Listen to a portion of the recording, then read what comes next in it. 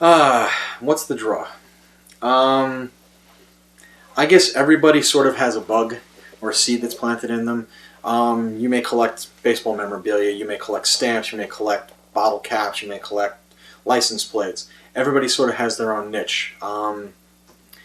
This is my niche. There are wannabes. There are people who think it's cool. You know, it's the cool fad thing to do. I'm going to collect video games. I'm going to collect classic video games. I'm going to collect classic computers. And, you know, it's fun and exciting for all of, you know, maybe 6 months, and then they're like, oh, yawn, this is boring. Let me go find something new to play with, and then it winds up on eBay or winds up in the trash, unfortunately. For me, it kind of started out with, again, the transition of the company back in '84 changed hands. When it changed hands, right before that, there were all these announcements about computers with built-in disk drives, computers with built-in voice synthesizers, talking about Laserdisc players, new video game consoles, all sorts of new things, and everything got canceled. So one of the things that really motivated me in as far as collecting was there used to be this store in Staten Island Computer Center, and they used to. This was the Disneyland for Atari people, because you walked in and they just had like rows and rows of. They had the computer demonstrator, they had the video game version, they had the big storage lockers filled up with software and peripherals, and you just walked in there and, you know, your jaw's on the floor and you're like, ah, you know, you're just kind of, you know, oohing and eyeing at the whole thing. And I used to love going to that store because I just felt so much at home. I always loved Atari. I always loved everything they did. Again, you know, they were doing the greatest video games. They were doing incredible home video games. You know, everything they did was just incredible. And I was looking so forward to '84, the end of '84, because they were talking about new high-end computers. An IBM compatible was rumored about, and new video game console. I mean, you know, there was the big video game crash, and Atari was picking itself back up, and there was talk about this incredible new video game console they were going to come out with that would have a keyboard to turn into a computer. It had an interface to hook up to a Laserdisc player, all these really neat things. And then I remember one of the Atari geared magazines had a front page on it saying that, you know, unfortunately the company's been sold, we have no status on things, all the products are either on hold or canceled. And I'm like, what's going on? Now, I figured, no problem, I'll wait. You know, I'm sure in a couple months these things will come out. And then finally the announcements came out. Everything that was announced has been canceled. We've got all these new things that are coming out. And they were, you know, they were all the new style. They were in these ugly little gray cases, and, you know, they weren't that great. I said, well, I've seen photos. I've seen people do magazine reviews. So obviously people have physically seen these items. They have to exist. I'm going to go find them. So I actually called Atari and pretended to be a third-party company and said, hey, you know, I've been working on the expansion chassis. I need to finish up and deliver it. Could you put me through to engineering? And they put me through. And then I'd get an engineer on the line. I'm like, hi, you know, my name's Kurt. I just kind of pretended I was, you know, a third-party company because, you know, I wanted to get to talk to somebody. What's going on with, you know, with this expansion chassis, or what's going on with the new high-end computer?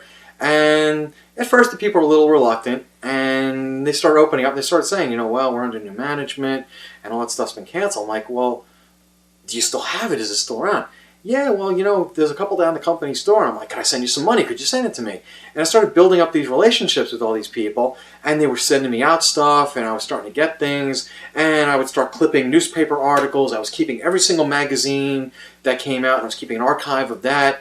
And at one point, my bulletin board, I dropped the Star Trek theme, and I renamed it. It was called the Earth Access Center, and it became the access center for all of Atari. And I was answering questions, and, you know, at first I thought I was correcting history. I was actually making some of my own mistakes, and it was, you know, a learning process.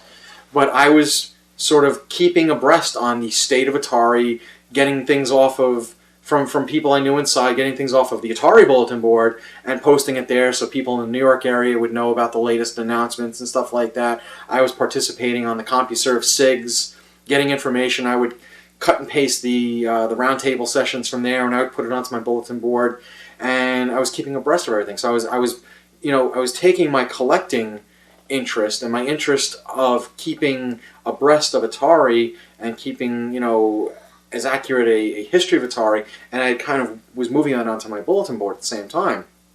When the web, of course, came, that was a far better medium to work with, obviously, because I could put photos and stuff up, and that kind of took my bulletin board, which had gone down in '89, and then finally in like 94, 95, 95-ish or so, I put up a cheesy little one-page AOL web page, and that was my rebirth. The whole idea of talking about Atari and evangelizing it, and keeping everybody abreast, and the whole thing. That whole thing sort of started again. But kind of going back to the collecting thing, was that I realized that this stuff is going to wind up in the trash. This stuff is going to be thrown away.